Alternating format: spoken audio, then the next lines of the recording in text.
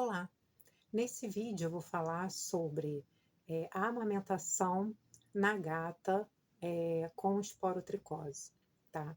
Eh, Deve ser realizada a amamentação ou não, né? Essa gata deve ser separada dos filhotinhos. Essa resposta é uma resposta bem complexa, né?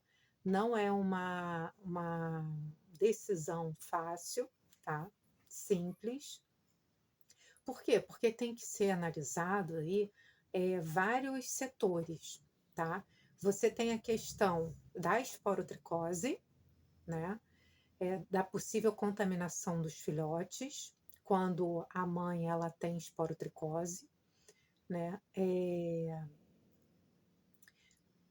Também outro fator a ser levado em conta quando se pensa nessa separação é a intoxicação, a possível intoxicação dos filhotes, né, em decorrência da amamentação. Pelo fato da mãe, ela estar ingerindo o itraconazol e através do leite os filhotes virem a ingerir indiretamente e podendo assim ocorrer uma intoxicação e até mesmo um retardo no desenvolvimento deles, tá. Por outro lado, existe a situação de que os filhotes, principalmente dos gatinhos, né, o cachorro também, mas os gatinhos eles são muito dependentes da mãe, né, até um período da vida dos gatinhos, eles não conseguem controlar a temperatura, né, então eles precisam do calor da mãe para sobreviver. Eles precisam também das lambiduras da mãe para serem estimulados para fazerem xixi, para fazerem cocôzinho, né. Então, esse cuidado da gata, né, é fundamental para o filhote. E aí eu vou compartilhar agora a minha experiência, né.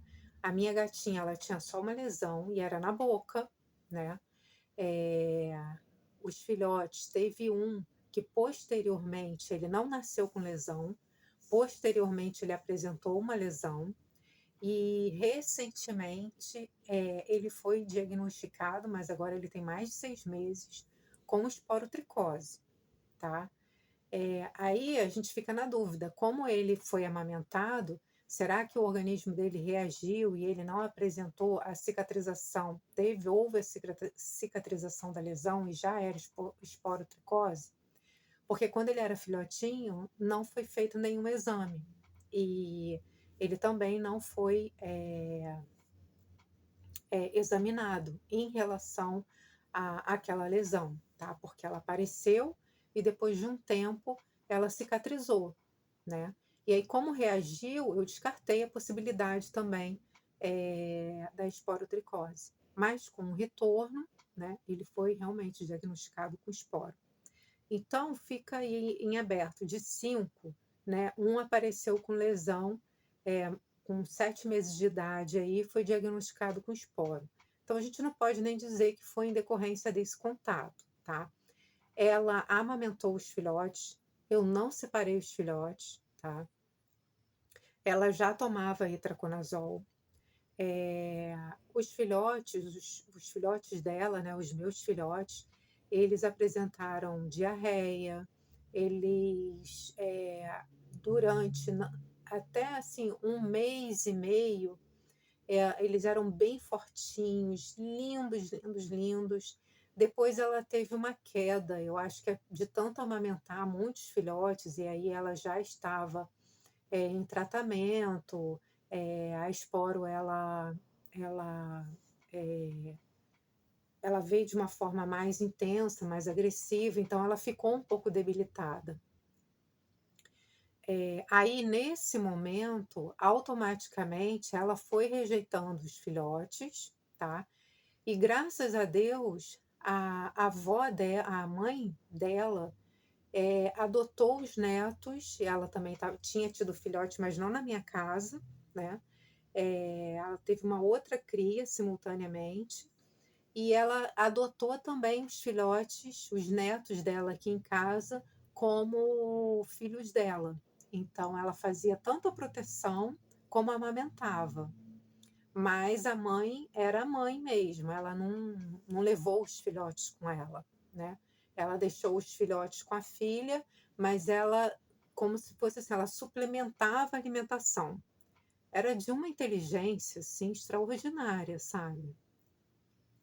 Eh, então eu não separei ela dos filhotes, tá. Quando eles estavam com uns 2 meses e pouquinho, aí, uma profissional que cuida deles, até comentou falando sobre a importância de separar, para que não houvesse aí esse contato e também não houvesse a contaminação por itraconazol. Eles tiveram no momento olhinhos remelentos também, só que ao redor da minha casa estavam sendo colocados vários produtos muito fortes, né. Eu sou adulta, sou um ser humano, tenho um organismo muito maior, né, e estava sendo assim, muito debilitada em decorrência do uso desses produtos. Então, quiçá gatos e gatos filhotes, né. Então eu não posso dizer que, certamente essa diarreia, os olhinhos cheios de secreção, até uma dificuldade aí no desenvolvimento vinha estava atrelado, necessariamente ao itraconazol. Porque a minha experiência foi essa, paralelamente, diariamente, a minha casa era bombardeada por produtos químicos muito fortes, né. Então, eu não tenho como trocar essa experiência com vocês em relação a efeito colateral em filhotes, né, com mãe, com esporo e fazendo uso do itraconazol. O que eu posso dizer é que eu não me arrependo, eu também pensava no seguinte, só um adendo, nesse período ela não usava o protocolo de 100 miligramas de itraconazol, ela utilizava uma quantidade muito inferior, tá. Então talvez isso não tenha, prejudicado tanto os animais, os gatinhos, os filhotes, em decorrência disso. Então eu acho que, é possível, né, manter a mãe com os filhotes, né, a mãe de esporo com os filhotes, sem que haja uma contaminação, sem que haja aí efeitos colaterais tão, assim, danosos, né, para os filhotes, mas é necessário que você acompanhe com seu médico veterinário, converse com ele sobre a dosagem do itraconazol na mãe, e aí também, vai ser feita aí, são escolhas complexas, né, porque às vezes você não vai fazer um uso forte de itraconazol, mas também você pode estar expondo um pouco a mãe, né. Então tudo tem que ser pesado, tá. Às vezes você por outro lado também, o que que nós temos aí? O que eu pensei muito, eu pensei em 2 coisas. Se eles tiverem alguma predisposição a ter a esporotricose, né, devido ao contato, eles vão estar ingerindo o itraconazol. Então isso vai evitar qualquer desenvolvimento da doença, porque eles já vão estar ingerindo o itraconazol. Por isso que, no meu raciocínio, eu mantive esse contato, porque eu sei da importância, primeiro é da necessidade mesmo vital que o gatinho tem nos primeiros dias de ter essa mãe cuidando deles, tá. E a outra coisa também é de toda a importância para o lado emocional do gatinho, afetivo, né, senão se ele não tem essa mãe por perto, ele pode se tornar um gato ansioso, ele pode se tornar um gato carente, ele pode se tornar um gato agressivo para o resto da vida. Por quê? Porque não teve esse amor materno, porque não teve ali todos os irmãozinhos, distribuindo ali, os leitinhos, cada um ali na sua tetinha. Esse convívio é muito importante para o gato. Sem contar todo o amor, todo o cuidado que ele vai ter da mãe.